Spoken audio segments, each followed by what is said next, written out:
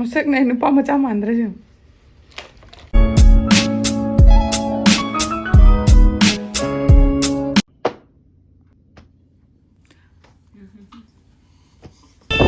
Hello ma'am, dong ngasi ayum dalab ni pocai ma'am je jengo ipam dalab ni bako bem ga inin boko na thile ingang su khoi bem na pamme hauji akoi lamben dani kan lai bako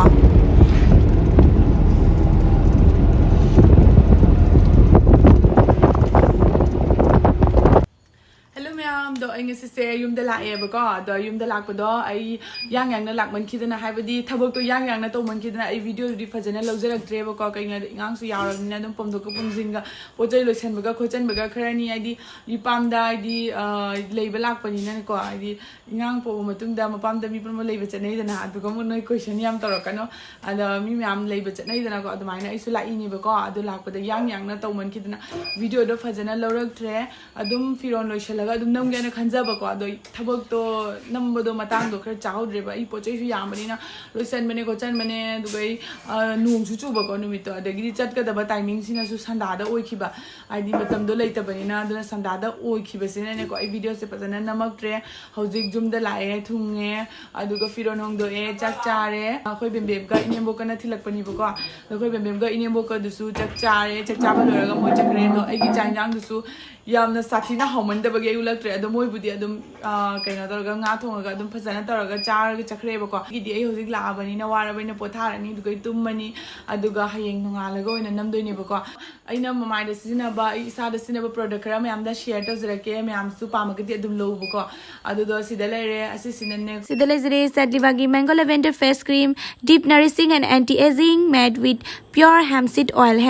habse kari no haraga di bako ganja ki pami ki maruna sembani asi se yamna nutrition oil sadly bagi product se 100% natural ni mamaida kamaina use toni haraga di bako makuta smaina kitang lobirani aduga mamaida makanauda fajana massage to bigadabani bako ado nongmada anirak te bigadabani aduga mamaida skin glow lakani aduga dark circle leiba adugi sumatakta mamaida khuiba adu singdo loipuna mak fadoi ni gasida lere sadly bagi handmade body soap asisigi yamna paba haraga di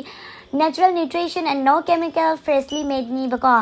aduga magi packaging se yamna fajabani magi ingredients ne haragadi bako hemp oil moringa oil coconut oil rosemary oil tea tree oil and palm oil aduga akoina sijina bada akoida kana bado kai fangani haragadi fresh and glowing skin remove blackheads and dark circles anti-age oipunamak fadoini the ma'am 21 days sijina view dal fang mangani today is sadibagi hemp with moringa face and body oil Magi ingredients haragadi hemp oil, moringa oil, castor oil, rosemary oil, and tea tree oil. Adom sinabana ako da kari kana ba fangi haragadi bako keep skin healthy and young. Wrinkles laibasing dark circle laibasing su tapi na loi punamak farakani aduga loina na skin su glow lakani bako pimples tungbasu farakani aduga akoina kamaina use tori haragadi tumdringai gi mamangda sigi oil se kara lobirani aduga skin da hapaga massage tobirani circular motion da aduga nungdang ahing su pama thamdoine bako ado मैं आमा की link तो description दाप चरमगे मैं आम check तौबिरो The next day.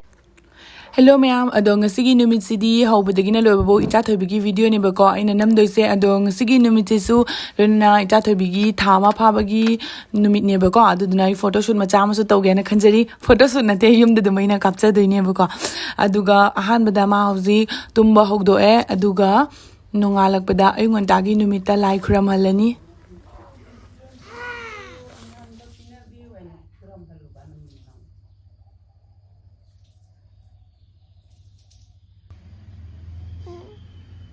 Hogolo danan tabino nongale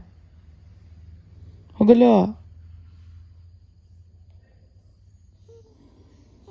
ako ji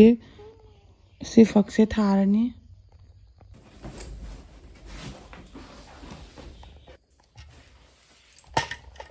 ado ay hana fresh oil rani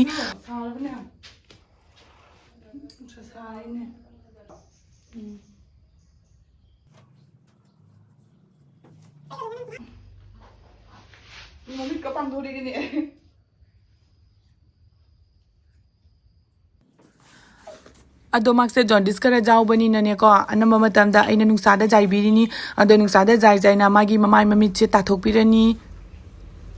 ado nungsa se yam thina sai ba ko aduna aina phina mu khanjalle ba ko aduga mamai mamit ahan bada tummo galak pagi tathok pirani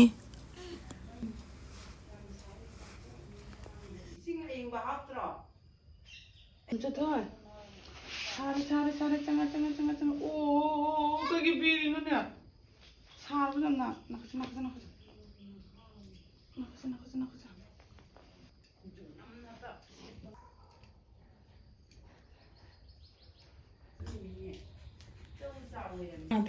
Ngatang sih kan nusara cahaya lagi, duga, magi sanggong sendiri lagi. Omang tetoi. Sandam hayre Macha Thoibi hayre sandam leito ke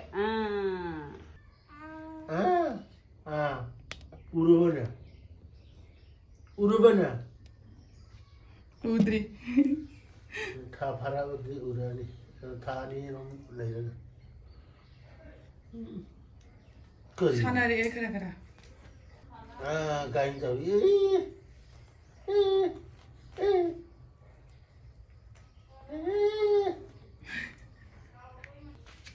kan gang Tuh,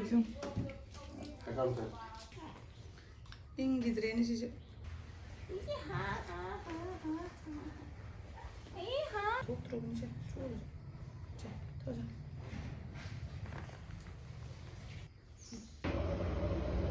Dana leiregi breakfast tan nakang bamaga how yaudaba duga sidana horlicks te mother horlicks tuni koi to binu che hoji puri lokthoni malish tawbirani ko duga jamba tawrani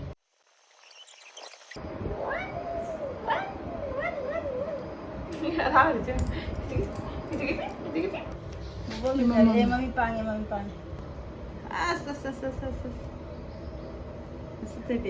Macha Thoibi Mami ita pangam dai ma ayah pang na jeng ame ina mami ta kana tahu deh pang Macha Thoibi hogola sa nesa nanti sab yang isa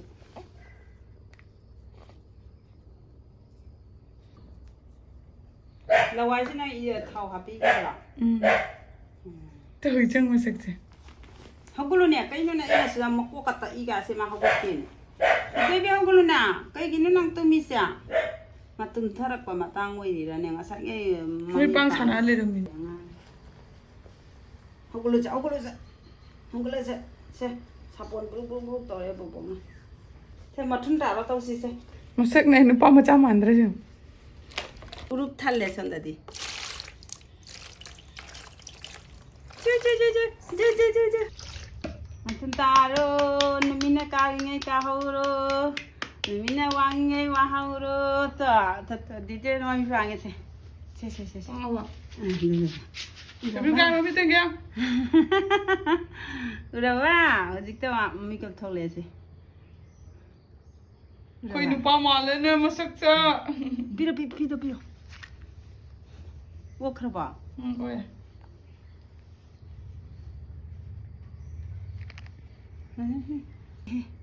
asanali ye to le oi pangi asanali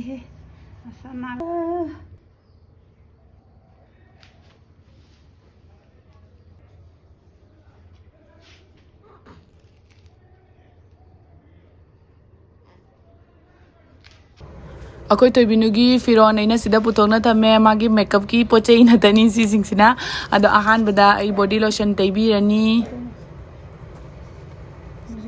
अदुगा हुजी face cream तैबीरनी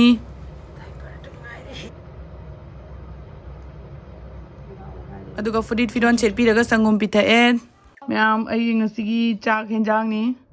इसमाना नुंगतिगी चाजै दो ngasi चाग माकी एना photoshoot मचाने ना तौबिरिनीबको लैगा चकाइदना सिगा अदो तोरमबदगी तुममबदगी अदुम होगलेबको मासे होगलकपदि कुचाइ चखाइना तौरे अदो सिगी फोटो सिंगदेगी इंस्टाग्राम दा उवा फंगनी मैम इंस्टाग्राम दा फॉलो तसला होजिक तुम होगलकतना सनागरेमी sakpira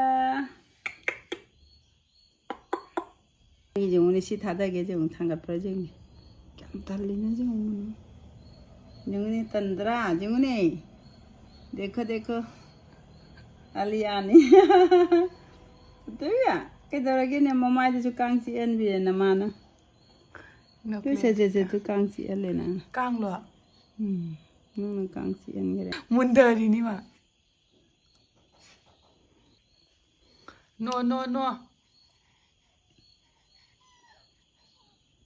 Thoibi no ꯅꯣꯛꯄꯒꯤ ꯀꯩꯅꯣ ꯂꯩꯇꯦ ꯃꯉꯣꯟꯗ ꯅꯥꯀꯜ ꯍꯟꯁꯤ ꯈꯔ ꯈꯔ ay Tagtagan ka nuwi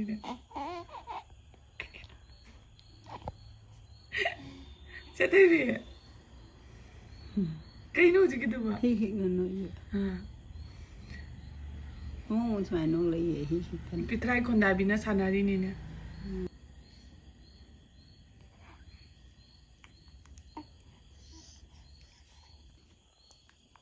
Ay Ado mama buglang na kape do. Eki video sa size ko sinziri mayam. Bye bye.